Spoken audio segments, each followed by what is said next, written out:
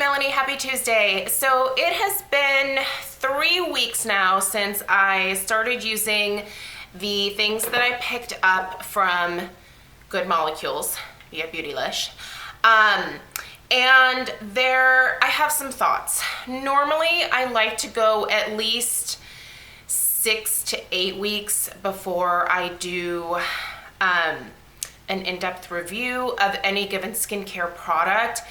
But I kind of feel like with this particular line, I know that there are 2 things that I really like. And I know that there are 3 things that I don't really care for. And so I'm gonna go ahead and give you guys some thoughts now, because one of the things I'm definitely gonna be passing along because I don't like it at all. The other 2 things I think I'm going to just use on like my body, and then the remainder I will finish using completely and will enjoy using for the remainder of the time. So I'm gonna start on just the following thought. I do think that the Good Molecules skincare line, in my eyes, is formulated better than a lot of the products from The Ordinary. I purchased quite a bit from The Ordinary when the line was first released. Didn't really like very much. I think the oils from The Ordinary were pretty decent. I also think that The Ordinary 30% AHA and 2% BHA mask is really good.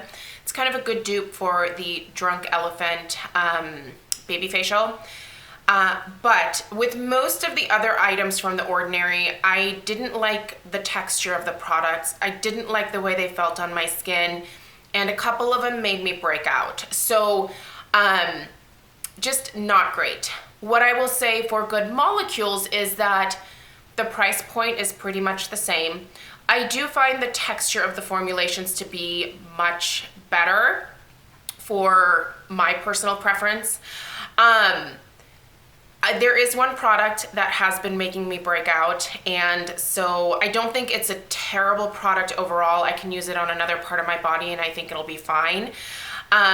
But this is a great skincare line for those of you that are just starting out with skincare, or if you are looking for a skincare brand to introduce your teenager to get them started with a good basic routine. If you are someone who doesn't want to spend a lot of money on skincare, this is probably a good brand for you to check out. I have used a lot of higher end skincare items now. I have purchased a vast majority myself. I also have been lucky enough to have had some things sent to me, and from those things being sent to me, I have gone back and repurchased those products myself.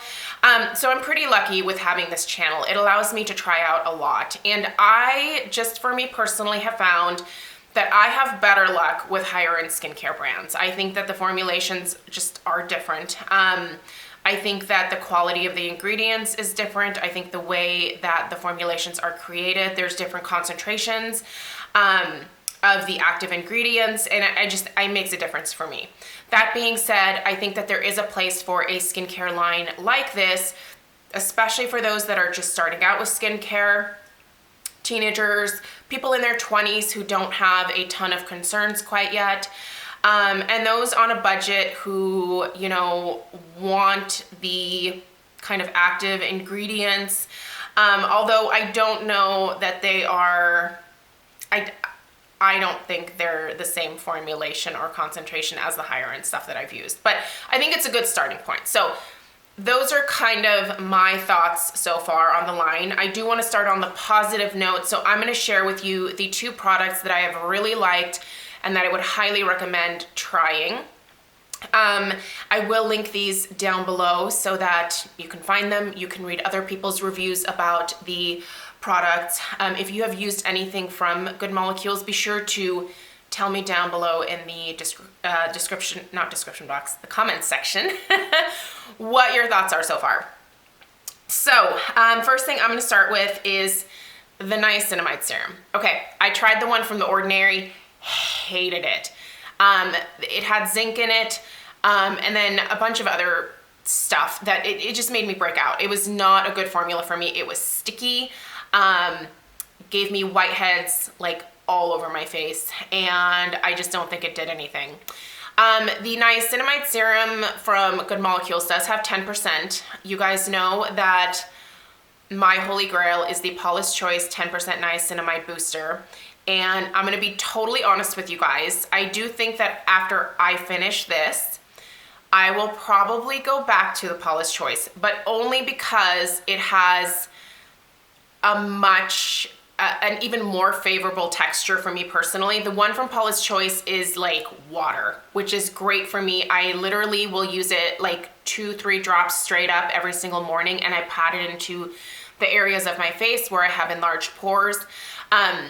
My skin looks as good as it does in part to that Paula's Choice Niacinamide Serum. It's an incredible product. I will say I think this is maintaining the results for me just fine. But I prefer the texture of that Paula's Choice. And I'm so loyal to that product that I don't think anything could ever really drag me away from that. But if you've never used the Niacinamide Serum and you don't want to drop I think it's like 40 bucks, $35 to $40 for the Paula's Choice one, give this one a go because I think it's a great starting point. The texture is nice. I will show you the texture of all these products. So this is slightly cloudy, but it is a looser, more liquidy feel. And in terms of ingredients, so you're not just getting the 10% niacinamide in here. There is also, and by the way, niacinamide is the second ingredient in this. So in terms of concentration, you're getting a good amount of the niacinamide in terms of concentration. You also have glycerin in here, which is a good hydrator. I like glycerin. You do have a diphenyl dimethicone in here as well. And you can kind of tell just an ever so slight like dimethicone feel. But once this dries down, you don't have that slick, silky feel to your skin anymore. It kind of feels almost like you put nothing on your skin, which is what the Paula's Choice does for me. It feels like it just absorbs instantly and I'm good to go. I can go in with the rest of my skincare right away. So I have been using this morning and night on my face as well as my neck. No breakouts from this. It's a good product. Try it, 100%. All right, the Good Molecules Squalane oil. The only ingredient in here is 100% squalane oil, and it is plant-derived. My holy grail is the Biossance Squalane oil. I think the price point of this is like $8, and it's not even half an ounce. The one that I get from Biossance is like 3.5 ounces, and I think it's 50 bucks. I would totally repurchase this, especially like to have in my travel bag. That's where I think I'm actually gonna put this one. It's great. It's squalane oil. I do think that the Biossance is still gonna be something that I buy, especially when I can get it in a kit. I just like the dispenser on that one because it's a pump. But squalane oil is great. It is very similar to your skin's natural oils. So it absorbs very quickly. It is not a thick oil. It is not a super greasy, heavy oil. It absorbs very quickly. If you've never tried it, you should try this. It's wonderful. I never did try the ordinary squalane oil. I might still consider trying that one since I have not, and maybe compare the two at some point. But so far, I think this is fantastic. This is totally worth a try, especially for the price point. All right. Let's talk about the two products that I'm a little bit more ambivalent about. The first is I'm going to talk about the Super Peptide Serum. Okay, I have only been testing this on my neck, and I can tell you that I have been breaking out on my neck way more than I should. I do think this product is making me break out, which is a bummer. I have not used this on my face because I am currently testing the Color Science Pep Up Collagen Renewal Face and Neck Treatment. I've only been using this on my face as of late, but I felt like it was kind of a good comparison between the two because you are looking at very expensive. I will have an in-depth review of this probably next week, so stay tuned for that. And very inexpensive. I think this is $12. I'm not even gonna talk about the price point of this yet. You'll hear about it in the video. but there's a big difference in formulation and a big difference in results that I'm seeing. We'll talk about this, but I feel like this has been making me break out on my neck, and so I want to stop using it. I have been fighting these breakouts on here. Like, I have had to use BHA on my neck. I don't normally use BHA on my neck. I will use my alpha hydroxy acids on there, but to clear my neck up, I've been having to use BHA. And then as soon as I stop with the BHA and I'm still using it, they just pop right back up. So this is not the product for my face or my neck. I will finish using this like on my upper arms or something. I'll figure out another way to use it. So, where's the box for this one? That's the Niacinamide Super Peptide Serum. Okay, sorry, Penelope got a hold of some of these boxes. So, you are getting peptides kind of high up in the ingredient list here. This does also have glycerin in it. This has octopeptide 3, copper tripeptide 1. I don't actually know what it would be in here that's making me break out. There is bergamot fruit oil in here. I don't know. This also has sodium hyaluronate in it, which is just hyaluronic acid.